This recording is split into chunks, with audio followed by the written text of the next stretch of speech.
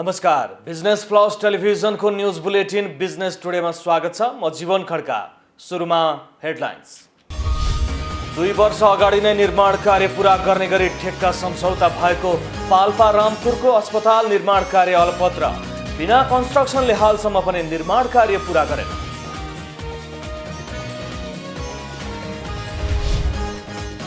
सुनचाँदी व्यवसायलाई सरकारबाट कुनै पनि राहतका कार्यक्रम नआएको गुनासो। बैंकको किस्ता तथा ब्याज तिर्न समस्या। सुनचाँदी व्यवसाय धराशायी हुने अवस्था सिर्जना। बागमती सफाई अभियानको 400 हप्ता पूरा। नदी किनारामा बगैँचा निर्माण हुने, रुख रोप्ने लगायतका काम जारी। नदीको विभिन्न ठाउँमा 26 वटा पार्क निर्माण गर्ने लक्ष्य।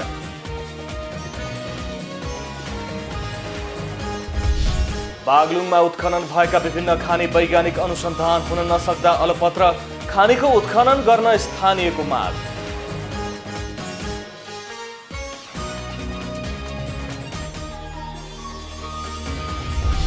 र एक्सपान्सन जोइन्ट पाइपको डिजाइनको जटिलताका कारण तामाकोशी जलविद्युत आयोजनाले दिने उत्पादन तोकिएको समयमा नआउने, योजनाको उत्पादन समय बढ्ने।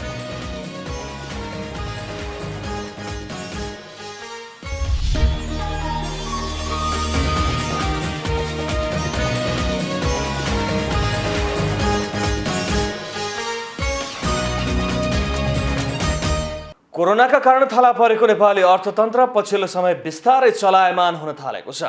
कोरोनाको जोखिम कायमै रहे पनि आर्थिक गतिविधि सामान्य हुन थालेको हो। कोरोनाले थिलथिलो बनाएको आर्थिक क्षेत्र उकास्नका लागि यो वर्षको लागि घोषित बजेटमा कार्यक्रम कार्यान्वयनमा ल्याउन मात्र पनि ठूलो राहत हुने विज्ञहरूको भनाइ छ। कोरोना महामारीका कारण ठप्प भएको अर्थतन्त्र बिस्तारै उकासिने क्रममा छ। नेपालमा मात्र नभई विश्वका धेरै मुलुकहरूमा उद्योग व्यवसाय सञ्चालनमा आउन थाले पनि पुरानै अवस्थामा फर्किनका लागि भने त्यति सहज देखिँदैन। ठप्प अवस्थामा पुगेको अर्थतन्त्रलाई चलायमान बनाउन विभिन्न मुलुकहरूले आफ्नै तवरबाट कोसिस जारी राखेका छन्। नेपालमा धेरै उद्योगहरू सञ्चालनमा आए पनि पर्यटन लगायतका क्षेत्र भने अझै प्रभावित नै छ। हाल नेपालमा 30 देखि 40% उद्योगहरू मात्र सञ्चालनमा आएका छन्। यस्तो अवस्थामा अर्थतन्त्रलाई चलायमान बनाई पुरानै अवस्थामा फर्काउनका लागि आर्थिक वर्ष 2077-78 को बजेटमा ल्याइएका योजनाहरूलाई मात्र पनि कार्यान्वयन ल्याउन सकिए धेरै टेवा पुग्ने विज्ञहरू बताउँछन्। बजेटको कार्यान्वयन गरेमा मात्रै पनि अर्थतन्त्र सुधार्न सकिने अर्थविदहरूको भनाइ छ। लामो समयसम्म पनि निर्माण कार्य पूरा नहुँदा पाल्पाको सबैभन्दा ठूलो रामपुर अस्पतालको सेवा प्रवाह खुम्सिँदै गएको छ। 2 वर्ष अगाडि नै निर्माण कार्य पूरा गर्ने गरी ठेक्का सम्झौता भए पनि निर्माण कार्यमा ढिलासुस्ती हुँदा समस्या भएको हो। एक रिपोर्ट। पाल्पाको सबैभन्दा ठूलो सरकारी अस्पतालको रूपमा रहेको रामपुर अस्पताल 2072 सालमा प्राथमिक स्वास्थ्य केन्द्रबाट रूपान्तरित भएको हो। 2075 कार्तिक 16 मा भवनको निर्माण गर्न 22 करोडको लागत ठेक्का सम्झौता भएको थियो। निर्माण कार्यको जिम्मेवारी पाएको रविना कन्स्ट्रक्सनले हालसम्म पनि निर्माण कार्य पूरा नगर्दा अस्पतालमा भौतिक पूर्वाधारको समस्याको कारण सेवा प्रवाह खुम्चिएको हो। रामपुर नगर, गण्डकी बेसी सहित छिमेकी जिल्ला पूर्व नवलपरासी, तनहु, स्याङ्जा लगायतबाट ठूलो संख्यामा मानिसहरू उपचारको लागि अस्पतालमा आउने गरेका छन्। उनीहरूलाई विशेषज्ञ सेवा सहित स्वास्थ्य सेवा पुर्याउने उद्देश्यले भौतिक पूर्वाधारका लागि सरकारले करोडौं रुपैयाँ खर्चिए पनि निर्माण कम्पनीको ढिलासुस्ती, नियमन तथा प्राविधिक रेखदेख गर्ने कार्यालयको बेवास्ताका कारण समयमा निर्माण कार्य पूरा हुन नसकेको हो। अस्पतालमा दैनिक 200 देखि 300 सम्म बिरामीहरू आउने गरेका छन्। अस्पतालको भौतिक पूर्वाधारको कार्य 4 वर्षको अवधिमा निर्माण कम्पनीले 60% मात्र पूरा गरेको छ। पटक पटक विभिन्न बहाना देखाउँदै निर्माण कम्पनीले कचुवाको गतिमा निर्माण कार्य अगाडि बढाउँदा हजारौं जनता ठूलो धनराशि खर्चिएर निजी स्वास्थ्य संस्थामा जान बाध्य छन्। निर्माण कम्पनीले भने व्यवस्थापन राम्रो नभएको कारण समयमा निर्माण कार्य नसकिएको दावी गरेको छ। हाम्रो जम्मा प्रोजेक्ट चाहिँ 22 करोडको रहेछ अनि त्यसपछि हाम्रो काम लगभग 85% कम्प्लिट भएछ। अनि हाम्रो काम त्यो कम्प्लिट नहुनको लागि अलिकति मिसम्यानेजमेन्ट भएछ, त्यसले गर्दा हाम्रो काम अलि ढिलो भएछ। हामी यो प्रोजेक्टलाई अबको 3 महिनामा कम्प्लिट गरेर दिन्छौँ। आधारभूत स्वास्थ्य सेवालाई सहज रूपमा पहुँच पुर्याउन 15 सयको प्राथमिक स्वास्थ्य केन्द्रबाट 50 सयको अस्पतालको रूपमा परिणत गरिए पनि भौतिक पूर्वाधारकै कारण सरकारको निर्णय कागजमा मात्र सीमित भएको छ। समयमा निर्माण कार्य पूरा गर्न निर्माण कम्पनीलाई पटक पटक दबाव दिए पनि व्यवस्था गरिएको अस्पताल प्रशासनले जनाएको छ। रामपुर अस्पतालले जनमानसमा चाहिँ त्यो किसिमको एउटा चाहिँ अपेक्षा छ कि यो 50 सयको अस्पतालले यो सुविधाहरू दिनुपर्छ भन्ने एक किसिमको बुझाइ छ र हामीलाई पनि त्यो चाहिँ एउटा सेवा प्रवाहको लागि चाहिँ आवश्यक पर्ने चाहिँ। समयमा निर्माण कार्य पूरा गर्न असक्षम निर्माण कम्पनीलाई सरकारले स्पष्ट नीति बनाएर कारबाहीको प्रक्रिया अगाडि नबढाएको कारण रामपुर अस्पताल जस्ता सयौं सहकारी भवनहरू अलपत्र अवस्थामा छन्। सरकारले यस्ता निर्माण कम्पनीलाई कानुनी कठघरामा उभ्याउन आवश्यक छ। पाल्पा सहकर्मी प्रकाश नेपालको सहयोगमा जिल्ला ब्युरोको रिपोर्ट। सुनचाँदी व्यवसायीहरूले कोभिड-19 को कारण लामो समय लकडाउन भएपछि व्यापार ठप्प हुँदा धराशायी हुने अवस्थामा पुगेको बताएका छन्। सुनचाँदी व्यवसायलाई सरकारबाट कुनै पनि राहतका कार्यक्रम नआएको, बैंकको किस्ता तथा ब्याज तिर्न समस्या भएको र घर भाडा बुझाउन समस्या भएको र यही अवस्थामा रहेमा धराशायी हुने अवस्थामा पुग्ने बताएका छन्। त्यस्तै लकडाउन खुले पनि सुनको भाउमा उच्च वृद्धि हुँदा व्यापार कम भएकोले समस्या उत्पन्न भएको बताएका छन्। सुनचाँदी व्यवसायी महासंघको 8औं महाधिवेशन तथा तेस्रो साधारण सभामा सहभागी हुन विभिन्न जिल्लाबाट काठमाडौँ आएका सुनचाँदी व्यवसायीहरूले कोभिडको कारण सुनचाँदी व्यवसायमा प्रभाव परेको बताएका हुन्। बिजनेस टुडेमा पालो भएको छ ब्रेकको।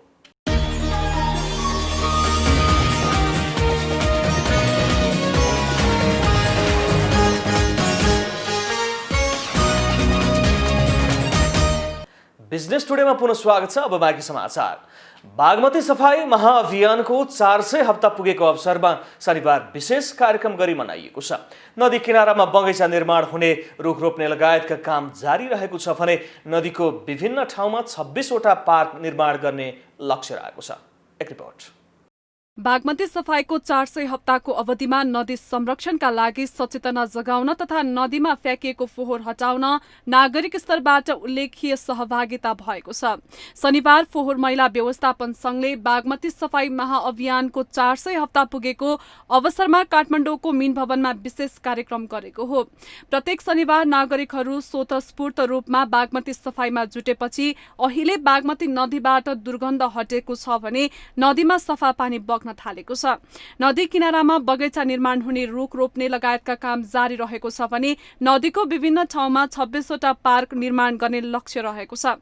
यस्तै सरकारले बागमती लगायत कुनै पनि नदीमा फोहोर फाल्ने, ढल मिसाउने काम गर्नेलाई कानुनी कारबाही हुने गरी कानून निर्माण गर्नुपर्नेमा जोड दिएका छन्। कार्यक्रममा सहभागिता जनाउनु भएकी कलाकार मनिषा कोइरालाले सबै नागरिकहरूलाई बागमती सफाईमा लाग्न आग्रह गर्नुभयो।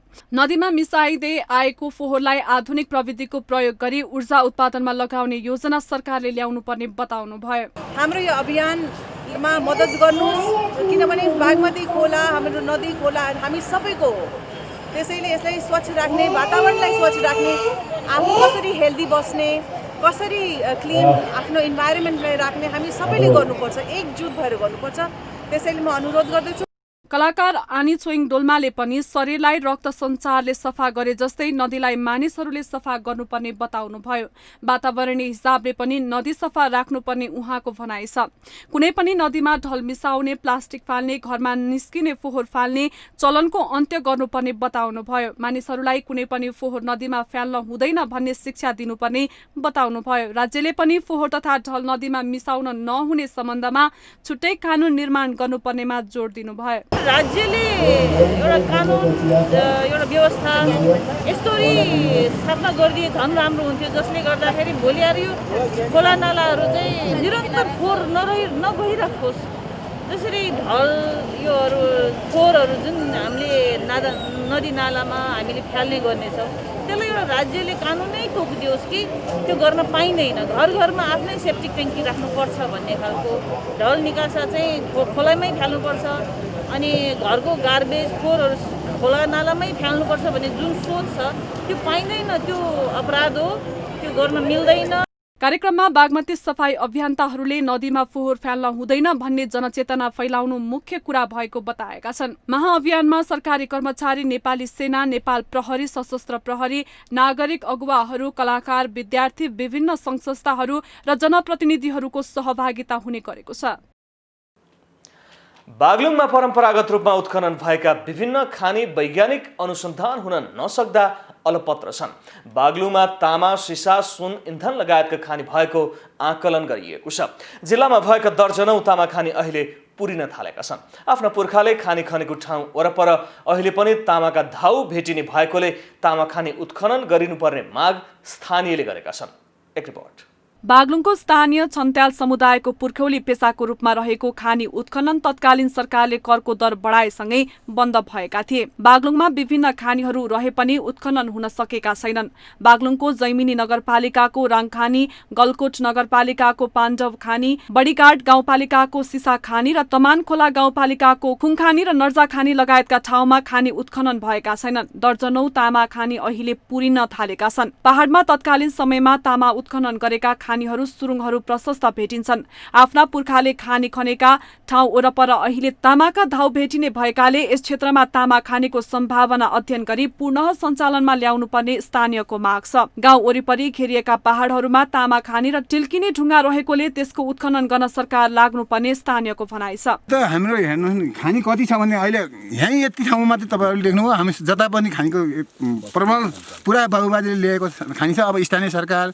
प्रदेश सरकार, सङ्घीय सरकारले चाहिँ छिटोभन्दा छिटो यो खानी उत्खनन गरेर यहाँ यो खानीलाई आत्मनिर्भर भनेर यो देशमा यो हाम्रो देशमा, हाम्रो गाउँठाउँमा, स्थानीय सरकारमा सबै आत्मनिर्भर गरेर खानी उत्खनन गरेर हामीले धेरैभन्दा धेरै राम्रो हुन्थ्यो होला। मलाई त्यही नै भन्छु। यो छिटोभन्दा छिटो अहिलेको यो प्रविधि छ, नयाँ प्रविधि छ, नयाँ टेक्नोलोजी छ। हेर्नुहोस् न, पहिला पुरानो हाम्रो बाबुबाजेले यस्तो एउटा घन र एउटा छिनो के त्यतिको भरमा यत्रा भिड काटेर गऱ्यो भने अहिले त पुरा अहिले नयाँ 21औं शताब्दीको नयाँ प्रविधि छ भने सरकारले छिटोभन्दा छिटो यो खानी उत्खनन गरोस्। नयाँ प्रविधि आइसकेको समयमा सरकारले खानी उत्खनन गरेर स्थानीय जनताहरूलाई रोजगारी सृजना गर्न सकिने स्थानीयको विश्वास छ। गाउँको चारैतिर तामा उत्खनन गरिएका खानीहरू रहेकाले गाउँको नाममा नर्जा खानी भएको इतिहास छ। तमानखोला गाउँपालिका 6ले उत्खननलाई पूर्ण सुचारू गर्न सकिए देशको आर्थिक समृद्धिमा टेवा पुग्ने जनाएको छ। यो हाम्रो गाउँको छेउमा चाहिँ पहिरो जाँदाखेरि पनि त्यही खानी चाहिँ निकालेर टिपेको त हाम्रो बाउहरूकै पालामा छ। कति तामाहरू बनाए, त्यो पहिरो गयो अनि पहिरो गएपछि त्यहाँ पहिरोमा निक्लेको तामाहरू टिपेर धेरै ताउलो गाउरोहरू बनाए। त्यो हिसाबले त हाम्रो त भित्र त कति छ भन्ने अनुमानै छैन। यो त मेसो हुँदो रहेछ यसको तामाको। त्यो ठाउँमा अब पहिरो गयो भने त्यहाँ तामा भेटिएन त्यो भन्ने अनुमान छ। अनि यो गाउँको लाइनमा चाहिँ हाम्रो तामाको मेसो चाहिँ छ भन्ने अनुमान थियो हाम्रो बुढोपाकाले। त्यो गाउँलाई अब पछि गएर खतरनाक हुन्छ भनेर त्यहाँ ननिकालेको भन्ने हो छ। गाउँभन्दा यतापट्टि अलिकति यस्तै पहाडहरू छ, त्यहाँ चाहिँ पहिरो जाँदा धेरैले अब निकाले, टिपेर मात्रै उनीहरूले निकालेका होइनन्, बाहिर निस्केका तामाहरू निस्काएर ताउलो गाउरोहरू बनाए। वर्षातको समयमा पहिरो जाँदा समेत तामाको धाउहरू निक्लिने गरेको छ। गाउँपालिकाभित्र तामा खानी, फलाम खानी र ढुङ्गा खानी रहेको तमानखोला गाउँपालिकाले बताएको छ। नर्जा खानीमा पुर्खाहरूले तामा निकाल्ने अवशेषहरू देखिएकाले त्यहाँको धाउहरू ल्याबमा लगेर परीक्षण गर्न लागेको गाउँपालिकाका प्रमुख जोकलाल बुढा मगरले जानकारी दिनुभयो। यो तपाईँहरूले जति पनि यहाँ देख्नु भएको छ, यो डाँडा, यो पहाडभित्र यहाँका चाहिँ छन्टेलका पुर्खाहरूले तामो निकालेको चाहिँ उत्खनन गरेको यो प्रशस्तै यहाँ चाहिँ अवशेषहरू हामीले देख्न पाइन्छ। यसले गर्दा यहाँ सम्भावित अब अनुमानित कति चाहिँ तामा छन् भन्ने कुरा चाहिँ हामीसँग एकिङ छैन र यसको लागि एउटा चाहिँ ल्याब टेस्टको लागि कम्पनी स्याम्पल चाहिँ लगेर ल्याब टेस्ट गराएर चाहिँ परीक्षण गरेर सम्भावित कुन क्वालिटीको तामा छ र कतिसम्म चाहिँ कति मात्रामा होला भन्ने खालको एउटा अनुमान गर्नको लागि यो जुन बागलुङको टिट्याङमा चाइनाले खानी उत्खनन गरेछ उसको चाहिँ जो त्यो उत्खनन गर्ने टोलीलाई ल्याब टेस्ट गराउने चाहिँ हामीले पहल प्रयत्न चाहिँ भइरहेको छ। यहाँबाट स्याम्पल मैले चाहिँ गाउँपालिकामा यहाँका चाहिँ स्थानीयलाई मगाएको थिएँ। अहिलेसम्म चाहिँ त्यो आज म सम्भवतः त्यो लिएर जान्छु र त्यो स्याम्पल देखाउँछु र देखिसकेपछि सम्भावित यहाँ चाहिँ कुन क्वालिटीको तामा र कति मात्रामा छ भन्ने चाहिँ मोटामोटी हामीलाई अनुमानित एकिङ भयो भने यसको उत्खनन गर्नको लागि हामीले चाहिँ अब पहल यो चाहिँ विशेष गरेर गण्डकी प्रदेश सरकार र सङ्घीय सरकारलाई हामीले चाहिँ खानी विभागमा पहल गर्छौँ। उहाँले ल्याबको परीक्षण रिपोर्ट सकारात्मक आएमा प्रदेश र सङ्घीय सरकारलाई उत्खननको लागि आह्वान गर्ने समेत बताउनुभयो। चट्टाने पहाडमा आफ्ना पुस्ताले खानी खन्नका लागि स्थानीय औजारले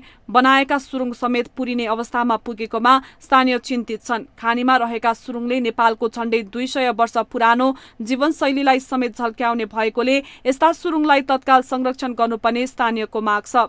बन्द भएका खानीलाई आधुनिक स्रोत साधन र सिपको प्रयोग गरी पुनः सञ्चालनमा ल्याउन सकेमा स्थानीय समुदायसँगै राष्ट्रकै आर्थिक विकासमा टेवा पुग्ने अपेक्षा गरिएको छ। बागलुङ सहकर्मी सुभाष आचार्यको सहयोगमा जिल्ला ब्युरोको रिपोर्ट।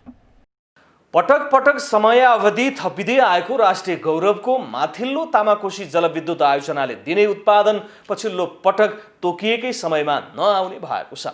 सुरुङबाट टर्बाइनमा पानी ल्याउनका लागि उपयोगमा आउने पेनस्टक पाइपमा पानीको उच्च वेगले क्षति नपुर्याओस् भन्नका खातिर सुरुङ र पेनस्टक पाइपको मुखमा पानीको वेगलाई नियन्त्रण गर्न राखिने एक्सपान्सन जोइन्ट पाइपको डिजाइनको जटिलताका कारण योजनाको उत्पादन समय बढ्ने भएको हो।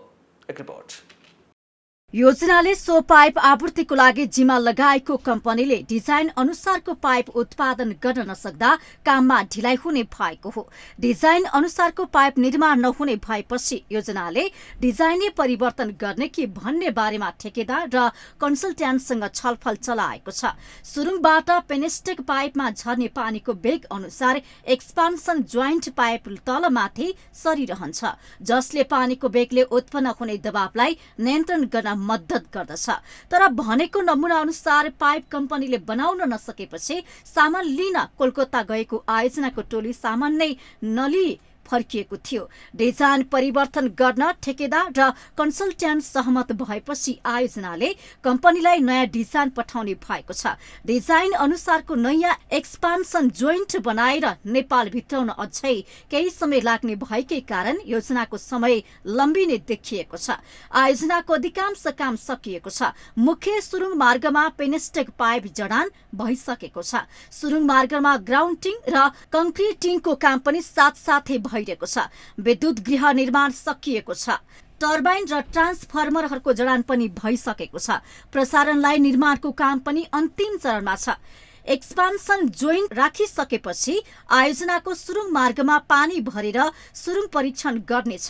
सुरुङ मार्गमा पानी भरिसकेपछि कतै चुहिने समस्या देखिएमा भने सबै पानी खाली गरेर त्यसलाई मर्मत गर्न थप केही समय लाग्नेछ। तर पानी चुहिने समस्या देखिएन र सुरुङ मार्गको परीक्षण सफल भएमा भने विद्युत गृह र टर्बाइनको परीक्षण सुरु हुनेछ। त्यसपछि विद्युत उत्पादन नगरी विद्युत गृहका संरचनाको परीक्षण गरे पछि तेस्रो चरणमा विद्युत उत्पादन गरेर आयोजनाको परीक्षण गरिनेछ।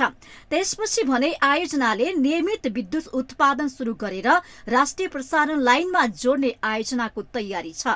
कुनै प्राविधिक समस्या आएन भने 2078 वैशाखमा माथिल्लो तामाकोशीको एउटा युनिटबाट कम्तीमा 76 मेगावाट विद्युत राष्ट्रिय प्रसारण लाइनमा जोड्ने गरी यति बेला आयोजनाले कामलाई तीव्रता दिएको छ। 456 मेगावाटको नेपालकै ठूलो जलविद्युत आयोजनामा 76 मेगावाट क्षमताको 6वटा टर्बाइन राखिएका छन्। वैशाखमा एउटा युनिटबाट विद्युत उत्पादन सुरु गरेपछि क्रमैसँग अरू युनिटबाट पनि विद्युत उत्पादन सुरु गर्ने कार्यतालिका छ। 2078 को मध्यसम्म 6वटा युनिटबाट उत्पादन सुरु हुने आयोजनाले जनाएको छ।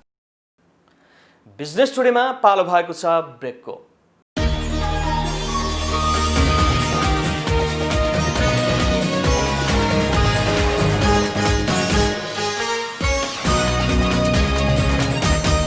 बिजनेस टुडेमा पुनः स्वागत छ। अब बाँकी समाचार।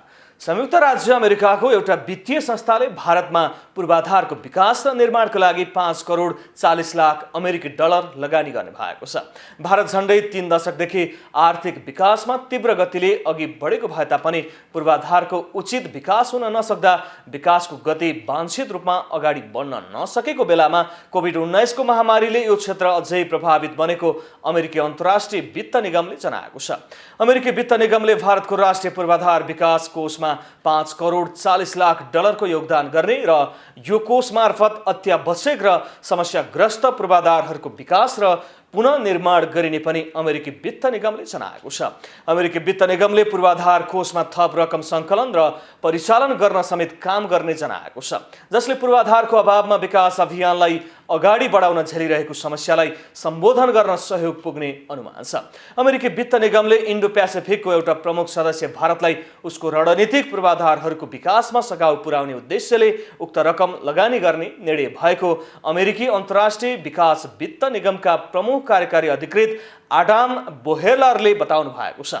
भारतको राष्ट्रिय लगानी तथा पूर्वाधार विकास कोषका प्रमुख कार्यकारी अधिकृत सुजोग बोसले अमेरिकी सहयोगसँगै विकास कोषका लागि निर्धारण गरिएको मूल रकमको व्यवस्था भएको बताउनु भएको छ। अमेरिकी वित्त निगमले भारतले स्थापना गरेको राष्ट्रिय लगानी तथा पूर्वाधार विकासको रकम परिचालनबाट भारतको दिगो आर्थिक विकासमा योगदान पुग्ने विश्वास व्यक्त गरेको छ। जापानका प्रधानमन्त्री योसिहिदे सुगाको सरकारले नवीकरणीय ऊर्जा विकासका लागि 20 अर्ब डलर खर्च गर्ने भएको छ। सन् 2030 सम्म जापानको कुल ऊर्जा खपतमा नवीकरणीय ऊर्जाको हिस्सा करिब 24% सम्म पुर्याउने लक्ष्यसहित उक्त रकम खर्च गर्न लागि हो। जापानमा सन् 2017 सम्म कुल ऊर्जा खपतमा 17% नवीकरणीय ऊर्जा मार्फत आपूर्ति गरिएको थियो। हाल कोभिडका कारण ऊर्जाको मागमा समेत कमी आएकोले नवीकरणीय ऊर्जाको क्षेत्रमा जापानले राखेको लक्ष्य भेट्टाउन गाह्रो नपर्ने सरकारी अधिकारीहरूले बताएका छन्। जापान हरित ग्यास उत्सर्जन गर्ने विश्वको 6औं ठूलो राष्ट्र रहेको छ। हाल जापान ऊर्जाका लागि धेरै मात्रामा कोइला र प्राकृतिक ग्यासमा निर्भर रहेको छ। सन् 2050 मा कार्बन उत्सर्जनलाई शून्यमा झार्ने जापानको लक्ष्य पूरा गर्ने रहेको छ। नवीकरणीय ऊर्जा विकासको कार्य 15 वर्ष अघि सुरु गरिसक्नुपर्ने नवीकरणीय ऊर्जा कम्पनी सिजेनका प्रमुख कार्यकारी अधिकृत केन इर्सिनोले बताउनुभयो। बुलेटिनको अन्त्यमा अहिलेसम्मका हेडलाइन्स। 2 वर्ष अगाडि नै निर्माण कार्य पूरा गर्ने गरी ठेक्का सम्झौता भएको पाल्पा रामपुरको अस्पताल निर्माण कार्य अलपत्र। बिना कन्स्ट्रक्सनले हालसम्म पनि निर्माण कार्य पूरा गरेन।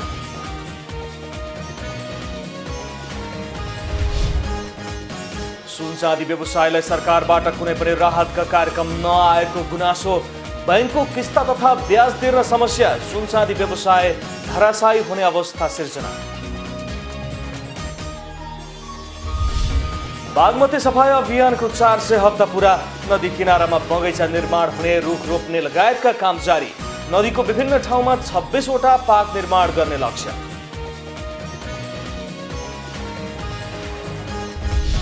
बागलुङमा उत्खनन भएका विभिन्न खानी वैज्ञानिक अनुसन्धान हुन नसक्दा अलपत्र। खानीको उत्खनन गर्न स्थानीयको माग।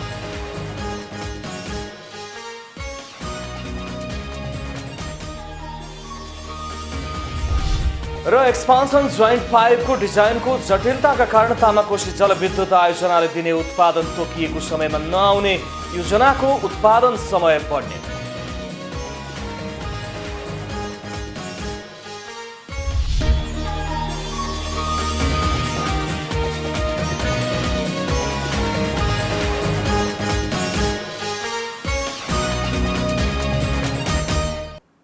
बिजनेस टुडे अहिलेलाई यति नै। हेर्दै रहनुहोला बिजनेस प्लस टेलिभिजन।